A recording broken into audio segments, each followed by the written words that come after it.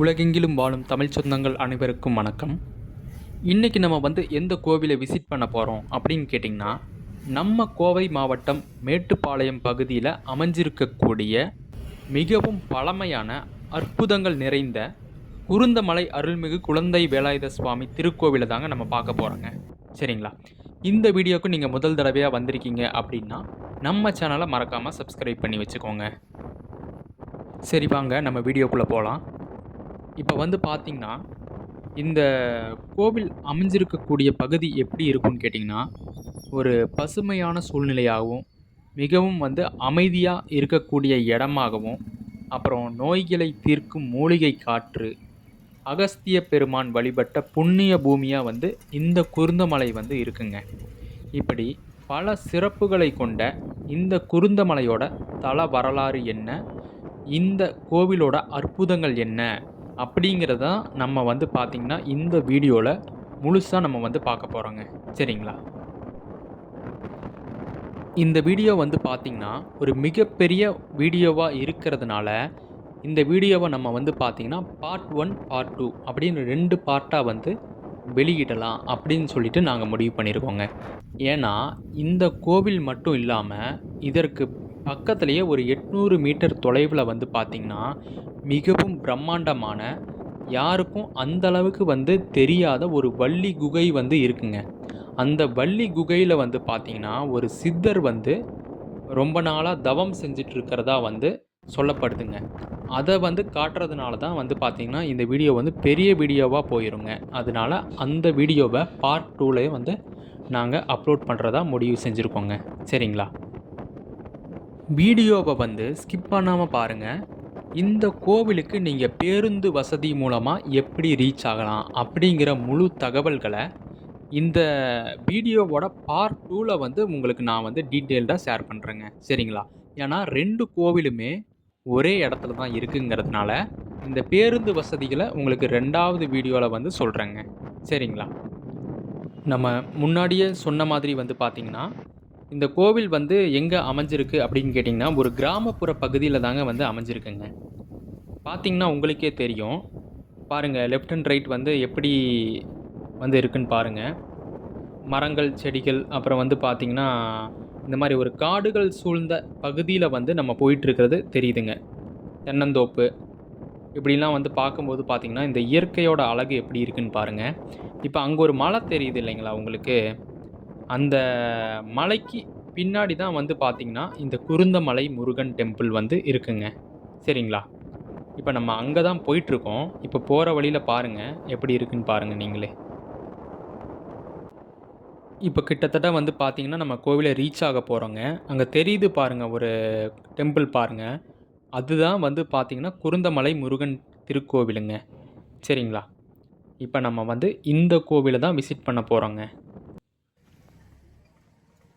இப்போ பார்த்திங்கன்னா நம்ம கோவில்கிட்ட ரீச் ஆகிட்டோங்க.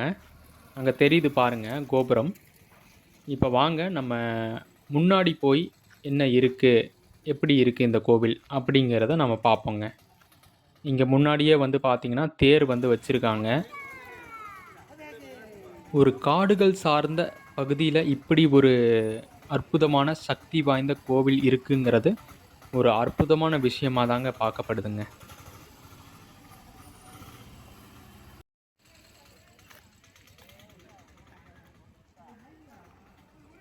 கோவிலுடைய ராஜகோபுரம் பாருங்கள் எப்படி இருக்குன்னு நீங்களே. எவ்வளவு அழகாக கட்டமைச்சு வச்சுருக்காங்கன்னு பாருங்கள்.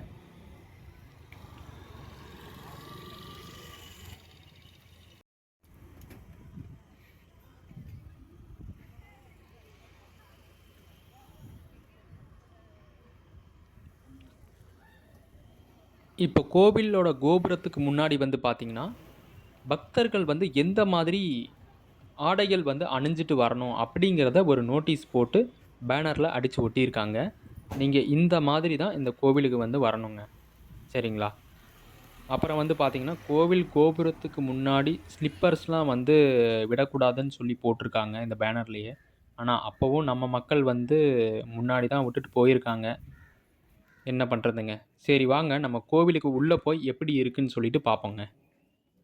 திருக்கோவிலுக்கு உள்ளே போகிறதுக்கு முன்னாடி இந்த இடத்துல வந்து நீங்கள் கை கால்கள் வந்து கழுவிட்டு நீங்கள் உள்ளே போய்க்கலாங்க. அதுக்கு தான் வெளியே அமைச்சிருக்காங்க. சரி, இப்போ வாங்க நம்ம இந்த கோவிலுக்கு உள்ளே போய் எப்படி கோவில் வந்து கட்டமைச்சு வச்சுருக்காங்கங்கிற இந்த அற்புதமான காட்சிகளை பார்ப்போங்க. சரிங்களா?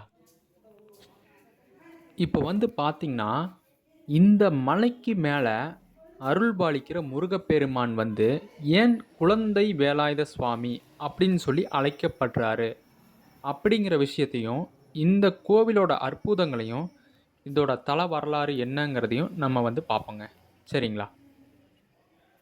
அதாவது வந்து பார்த்திங்கன்னா, ஒரு 500 வருடத்திற்கு முன்பாக ஒரு கங்காதரன் செட்டியார் அப்படிங்கிறவர் வந்து பார்த்திங்கன்னா, இந்த குருந்தமலை அப்படிங்கிற இடத்துல வாழ்ந்துட்டு வந்துட்டு இருந்திருக்காருங்க.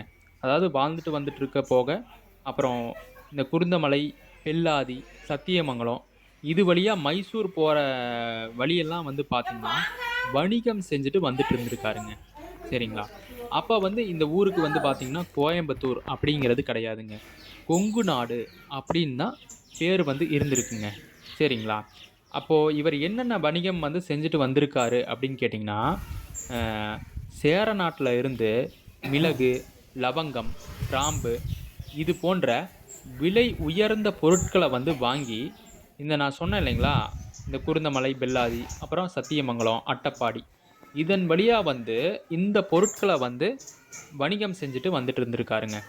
ஒரு நாள் வந்து என்ன நடக்குதுன்னு கேட்டிங்கன்னா, இவங்க வந்து பொதிமாடுல தான் வந்துட்டு பார்த்தீங்கன்னா, இந்த மிளகு மூட்டை, லவங்க மூட்டை இதெல்லாம் வந்து தூக்கிட்டு போயிட்டுருப்பாங்கங்க. சரிங்களா? சரக்கு ஏத்திட்டு போயிட்டுருப்பாங்க. அப்புறம் இந்த குருந்தமலையிலருந்து போற வழியில வந்து பார்த்தீங்கன்னா, ஒரு அழகான ஒரு சிறுவன் வந்து அவங்க ஓட்டிட்டு போற வழியில வந்து நிக்கிறாங்க அந்த பையன். அந்த பையன் வந்துட்டுங்க, எதார்த்தமா வந்து இந்த இவரு போற வழியில வந்து நிக்கும்போது, "ஐயா, பெரியவரே, இந்த வண்டியில வந்துட்டு நீங்க மூட்டைகள்லாம் கொண்டு போயிட்டுருக்கீங்கல்ல, இது என்னது?" அப்படின்னு சொல்லிட்டு, அந்த சிறுவன் வந்து இந்த கங்காதரன் செட்டியார வந்து பார்த்து கேட்குறாங்க. சரிங்களா? அதுக்கு அந்த கங்காதரன் செட்டியார் வந்து அந்த மூட்டைக்குள்ள லவங்கம், கிராம்பு, மிளகு இது வந்து இருக்கு அப்படின்னு சொல்றதுக்கு பதிலாக, அந்த சிறுவன்கிட்ட பொய்யா வந்துட்டு என்ன சொல்லிடுறாருன்னு கேட்டிங்கன்னா, "இதுக்குள்ள வந்து தவிட்டு மூட்டைகள் தான்ப்பா இருக்கு தம்பி. வேற ஒண்ணும் கிடையாது." அப்படின்னு சொல்லிட்டு, பொய்ய வந்து அந்த சிறுவன்கிட்ட வந்து சொல்லிடுறாருங்க. சரிங்களா? அந்த சிறுவன் வந்து பார்த்தீங்கன்னா, அப்படியே "ஓ! அப்படியா?" அப்படின்னு சொல்லிட்டு சிரிச்சபடி, "தவிட்டு மூட்டைகள் தானா?" அப்படின்னு சொல்லிட்டு, அங்கிருந்து அந்த சின்ன பையன் வந்து பார்த்தீங்கன்னா கிளம்பிட்டாங்க. அப்புறம் அடுத்த நாள் வந்து பார்த்தீங்கன்னா, காலையில அந்த கங்காதரன் செட்டியார் வந்து அவர் வீட்ல போயிட்டு, இந்த மூட்டைகள்லாம் இறக்கி வச்சுட்டுங்க, அந்த மூட்டைய தொறந்து பார்க்குறாரு. அந்த மூட்டைக்குள்ள வந்து என்ன இருந்திருக்குன்னு கேட்டீங்கன்னா, இவரு சொன்ன அந்த மிளகு, லவங்கம், அப்புறம் இந்த மாதிரி பொருட்கள் இருக்கு இல்லைங்களா? இது இல்லாம, அந்த சிறுவன்கிட்ட இவரு பொய் சொன்னாரு இல்லைங்களா? "தவிட்டு மூட்டைகள் தான் உள்ள இருக்கு" அப்படின்னு சொல்லிட்டு. அதாவது தவிடுகள் தான் உள்ள இருக்கு அப்படின்னு சொன்னாரு இல்லைங்களா? அது நெஜமாவே அந்த மிளகு, திப்பிலி இந்த லவங்கம்க்கு பதிலா தவிடுகளாவே வந்து மாறி இருந்தத வந்து பார்க்குறாருங்க. பெரும் அதிர்ச்சி அந்த வந்து கங்காதரன் செட்டியாருக்கு. "என்னது? உள்ள வந்து தவிட்டு மூட்டைகள் இருக்கா?" அப்படின்னு சொல்லிட்டு அவரு பார்த்துட்டு, அப்புறம் அந்த மிளகு மூட்டைகள் அனைத்தையுமே வந்து பார்த்தீங்கன்னா, உண்மையிலேயே தவிட்டு மூட்டைகளா வந்து மாறி இருந்தத வந்து பார்த்துட்டு, செஞ்ச தப்ப வந்து உணர்றாருங்க. அதாவது நம்ம வந்து அந்த சிறுவன்கிட்ட பொய்ய சொல்லிட்டோம். இது வந்து சாதாரண சிறுவன் கிடையாது. நம்ம சோதிக்க வந்த குருந்தமலை முருகனே தான். அப்படின்னு சொல்லிட்டு அவரு உணர்ந்துட்டு, உடனே போயிட்டு அந்த குருந்தமலை மேல இருக்கிற அந்த முருகப்பெருமான் கிட்ட மனம் உருகி, "ஐயோ! பெருமானே, என்ன மன்னிச்சிருங்க. நான் சொன்ன பொய் வந்து மிக பெரும் பொய்.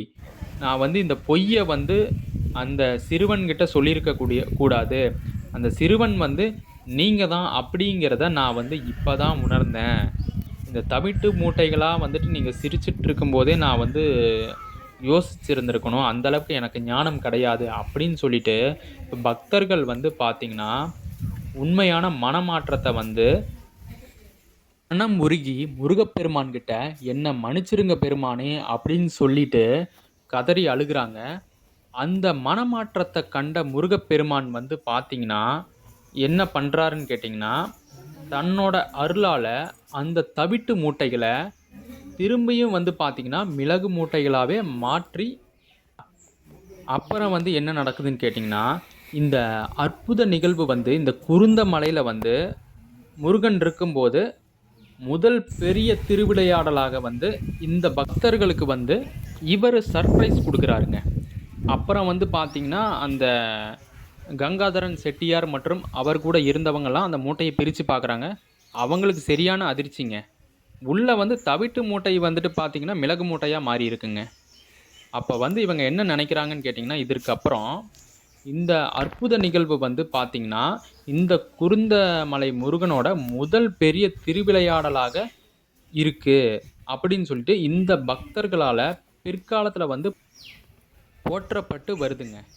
அப்புறம் இந்த அதிசயத்த நேர்ல பார்த்து அனுபவிச்ச வணிகர்கள் எல்லாருமே, குறிப்பா இந்த வணிகர்களோட தலைவரான கங்காதரன் செட்டியார் வந்து அவரோட முடிவு அடுத்து என்னவா இருக்குன்னு கேட்டீங்கன்னா, தனது வாழ்நாள் முழுவதையும் இந்த முருகப்பெருமானுக்கே நான் வந்து அர்ப்பணிக்க போறேன். இதுதான் என்னோட முடிவு அப்படின்னு சொல்லிட்டு, அப்புறம் வந்து பார்த்தீங்கன்னா, பிற்காலத்தில அந்த குருந்தமலை முருகப்பெருமானுக்கு இவர் வந்து பார்த்தீங்கன்னா, ஒரு மலையில ஒரு பெரிய மண்டபம் வந்து அமைக்கிறாருங்க.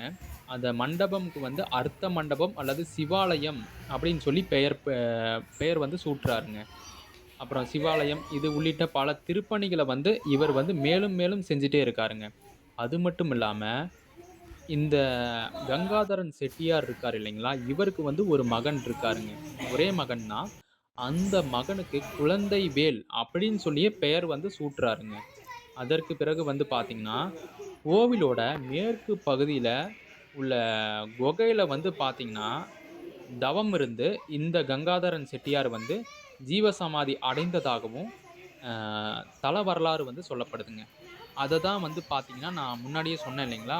ஒரு அற்புதமான குகை இருக்குங்க. இங்க ஒரு சித்தர் வந்து இங்க தவம் செஞ்சுட்டு இருந்திருக்காரு ரொம்ப நாளா அப்படின்னு சொன்னேன் இல்லைங்களா? அந்த குகைய தான் நம்ம வந்து பார்ட் 2ல வந்து பார்க்க போறோம் அப்படின்னு சொல்லி முன்னாடியே சொல்லியிருந்தேங்க. சரிங்களா? இந்த வீடியோ வந்து ரொம்ப பெருசா போறதுனால தான் நம்ம வந்து பார்ட் 2 அப்படின்னு சொல்லி வச்சிருக்கோங்க. சரிங்களா? இந்த வீடியோ முடிஞ்சதும் நம்ம வந்து அந்த வீடியோ உங்களுக்காக குயிக்கா ரெடி பண்ணி அப்லோட் செஞ்சுருவோங்க. சரிங்களா? அப்புறம் வந்து பார்த்தீங்கன்னா, இந்த கங்காதரன் செட்டியார் வந்து ஜீவசமாதி அடைஞ்சதுக்கு அப்புறம், இவருடைய மகனான குழந்தைவேல் இருக்காரு இல்லைங்களா? அவரு வந்து இந்த திருக்கோவிலோட தீபஸ்தம்பத்த வந்து எடுத்து நிறுவி, இவரு வந்து விழாக்கள வந்து நடத்தி வந்துட்டுருக்காருங்க. அப்புறம் இவரு வந்து விழாக்கள்லாம் நடத்திட்டு இருக்கும்போது பார்த்தீங்கன்னா, இவருக்கு வந்து முருகப்பெருமான் வந்து ஒரு காட்சி வந்து குடுக்குறாருங்க. அது எப்படின்னு கேளுங்களேன். ஒரு நாள் வந்து அவர் வந்து ஒரு அதிசயத்த வந்து பார்க்குறாருங்க. அது எப்போன்னு கேட்டிங்கன்னா, மார்ச் மாசங்க. அதாவது ஒவ்வொரு வருஷத்தோட மார்ச் மாசம் 21, 22, 23 இந்த 3 நாட்கள்ல வந்து பார்த்தீங்கன்னா, மாலை நேர சூரிய ஒளி வரும் இல்லைங்களா? அத வந்து நேரா பார்க்கும்போது, முருகப்பெருமான் இவங்க சிலை வச்சிருக்காங்க இல்லைங்களா? இந்த முருகப்பெருமான் திருமேனில வந்து பார்த்தீங்கன்னா, ஒரு அப்படியே பிரகாசம் வந்து ஜொலிப்பத வந்து இந்த குழந்தை வேல் அப்படிங்கிற அந்த கங்காதரன் செட்டியாரோட மகன் வந்து பார்க்குறாருங்க. அந்த ஜொலிக்கிற அந்த ஒரு இதுல வந்து பார்த்தீங்கன்னா, முருகப்பெருமானோட அந்த அருள் வடிவம் வந்து தெரியறதா வந்து இவரு அந்த காட்சிய வந்து பார்த்து அப்படியே வந்து பிரமிச்சு போய் நிக்கிறாருங்க. சரிங்களா?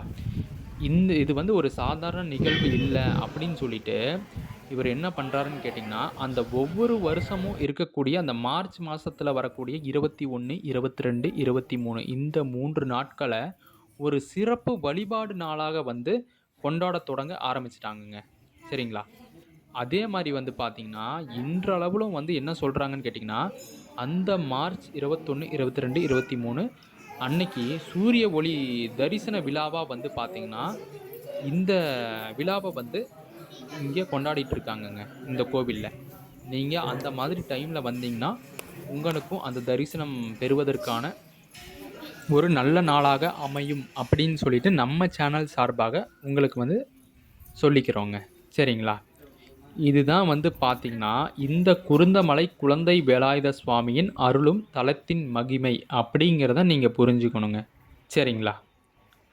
அப்புறம் வந்து பார்த்தீங்கன்னா, இந்த 1937லேருந்து 1973 காலகட்டங்கள்ல நடைபெற்ற சில அதிசயங்கள்லாம் வந்து என்னன்னு கேட்டிங்கன்னா, கல்யாண மண்டபம் கட்டப்பட்டு, அ அப்புறம் வந்து பார்த்தீங்கன்னா, அங்க இருக்கிறவங்க வந்து இந்த மனநலம், அப்புறம் குன்னம், குஷ்டம், அப்புறம் பில்லி சூனியம் இந்த மாரி நோய்களோட வர்றவங்களுக்கு வந்து பார்த்தீங்கன்னா, இந்த முருகப்பெருமான் கிட்ட வேண்டிட்டு போகும்போது, அ அதெல்லாம் நீங்கி பல நன்மைகள் வந்து நடந்து பாக்கியம் பெற்று போயிட்டு இருந்திருக்காங்க. அப்படிங்கிறதெல்லாம் அதற்கு பின் வந்து நடந்த காலகட்டங்கள்ல வந்து சொல்லப்படுதுங்க. சரிங்களா?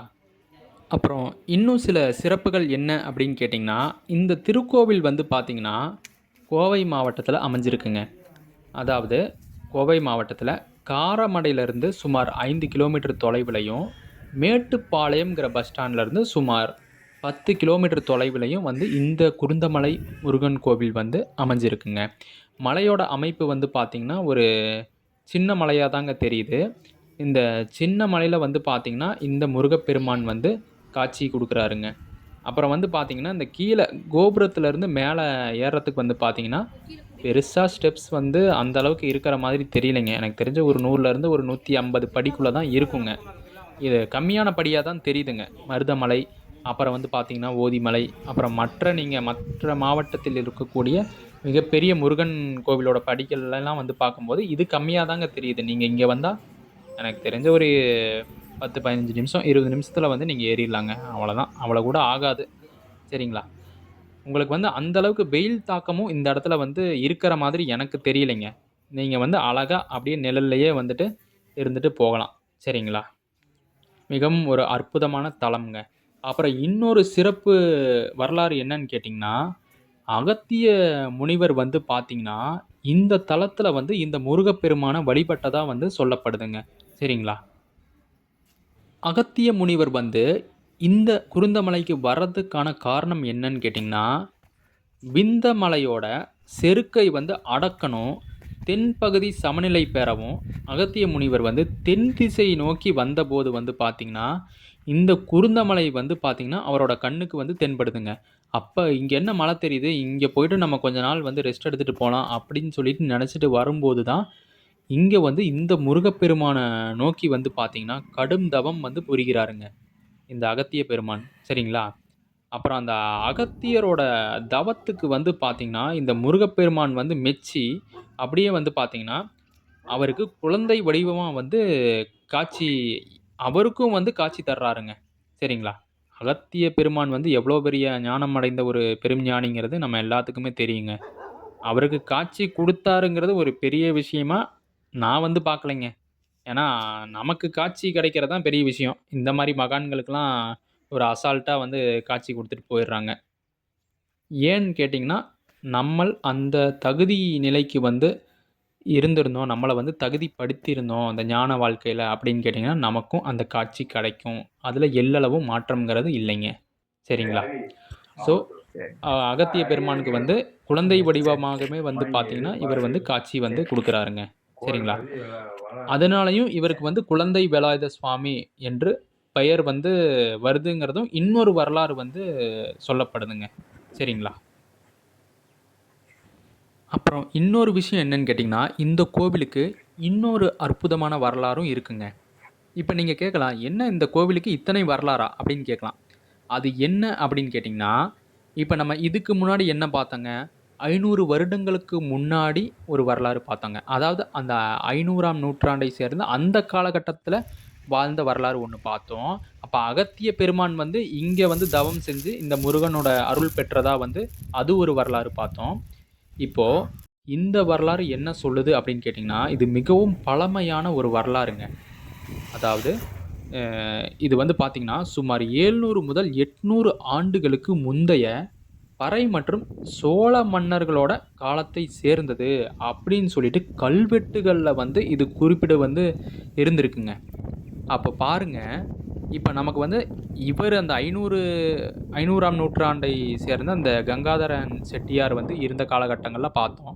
அப்ப அதுக்கு முன்னாடி என்னங்கிறது நமக்கு தெரியல இல்லைங்களா? அதுக்கு தான் இந்த கல்வெட்டு ஆராய்ச்சி பண்ணும்போது இந்த வரலாறுல வந்து இந்த குறிப்பீடு இருக்குங்க. இவர் வந்து பார்த்தீங்கன்னா, இந்த கோவில் வந்து அ சோழ மன்னர்களோட காலத்தை சேர்ந்தது அப்படின்னே சொல்லி வச்சுருக்காங்கங்க. அப்புறம் பிற்காலத்தில் வந்து பார்த்திங்கன்னா கொங்கு மண்டலம், இது வந்து கோயம்புத்தூரா இல்லைங்க, கொங்கு மண்டலத்தோட ஒரு மாநிலமாக தான் இருந்திருக்குங்க. சரிங்களா? அந்த கொங்கு மன்னர்களாலும் உள்ளூர் குறுநில மன்னர்களாலும் வந்து பார்த்திங்கன்னா இந்த கோவில் வந்து சீரமைக்கப்பட்டு ஒரு வழிபாடு தலமா வந்து அப்பவே முருகப்பெருமானை வந்து வழிபட்டுட்டு இருந்திருக்காங்கங்க. சரிங்களா? அப்போ நமக்கு இதில என்ன தெரியுதுன்னு கேட்டிங்கன்னா, இந்த கோவில் மிகவும் வந்து பழமையான ஒரு கோவில்னு தெரிய வருதுங்க. சரிங்களா? புதுசா எதுவும் கட்டலைங்க. இப்ப தான் வந்து பார்த்தீங்கன்னா, இந்து சமய அறநிலையத்துறைக்கு கீழ் வந்து இந்த கோவில் வருதுங்க. ஆனா இதுக்கு முன்னாடி வந்து பார்த்தீங்கன்னா, நம்ம அந்த கங்காதரன் செட்டியார் அதன் வழியா வந்த அ இவங்க தான் வந்து பார்த்தீங்கன்னா, இந்த கோவில வந்து சீரமைச்சு கட்டப்பட்டு வந்துட்டுருக்காங்க. அதுக்கு முன்னாடி சோழ மன்னரோட கட்டுப்பாட்டில இந்த கோவில் வந்து இருந்திருக்குங்க. சரிங்களா? இதுதான் இந்த கோவிலுடைய சிறப்பான வரலாறுங்க. உங்களுக்கு பிடிச்சிருந்தா இந்த வீடியோவுக்கு லைக் பண்ணிருங்க. ஸோ, இங்க இருக்கக்கூடிய குழந்தை வேலாயுத சுவாமி முருகப்பெருமான நீங்க வந்து மனம் உருகி, மனதை ஒருநிலைப்படுத்தி வேண்டிக்கிட்டீங்க அப்படின்னா, உங்களுக்கு ஞானத்தில் சிறந்து விளங்குவீர்கள். அது மட்டுமல்லாமல் கல்வி, செல்வம் போன்ற பல நன்மைகள் உங்களை வந்து சேரும் அப்படின்னு சொல்லிட்டு, இங்க இருக்கக்கூடிய இந்த அறங்காவலர் வந்து சொல்றாருங்க. சரிங்களா? அப்புறம் வந்து பார்த்தீங்கன்னா, நீங்க வந்து உட்கார்ந்தீங்கன்னா, மன நிம்மதியும் கொடுக்கக்கூடிய அளவுக்கு தாங்க இந்த கோவிலோட அமைப்பு வந்து இருக்குங்க. சரிங்களா? இது ஒரு அற்புதமான அருள்நெறி தலம் அப்படின்னு தாங்க சொல்லணும். சரிங்களா? ஆன்மீக தலம் அப்படின்னு சொல்லி சொல்ல வரலைங்க. அருள்நெறி தலம். ஆன்மீக தலம்ங்கிறது வேற, அருள்நெறிங்கிறது வேறங்க. சரிங்களா? கண்டிப்பா நீங்க இந்த கோவில ஒரு முறையாவது வந்து தரிசனம் செஞ்சுட்டு போங்க. இந்த வீடியோ உங்களுக்கு பிடிச்சிருந்தால் லைக் பண்ணுங்க, ஷேர் பண்ணுங்க. அப்புறம் நம்ம தீனா ட்ரைல்ஸ் சேனலுக்கு மறக்காம சப்ஸ்கிரைப் பண்ணி வச்சுக்கோங்க. சரிங்களா? அடுத்த பார்ட் 2ல வந்து அந்த அற்புதமான குகை எப்படி இருக்கு? அதோட அற்புதங்கள் என்ன? அங்க இந்த கங்காதரன் செட்டியார் ஜீவசமாதி இருக்குங்கிற மாரி சொல்லியிருக்காங்க. அதையும் நம்ம வந்து பார்ப்போங்க. சரிங்களா? அடுத்த காணொளியில உங்கள நான் சந்திக்கிறேங்க. நன்றி, வணக்கம்.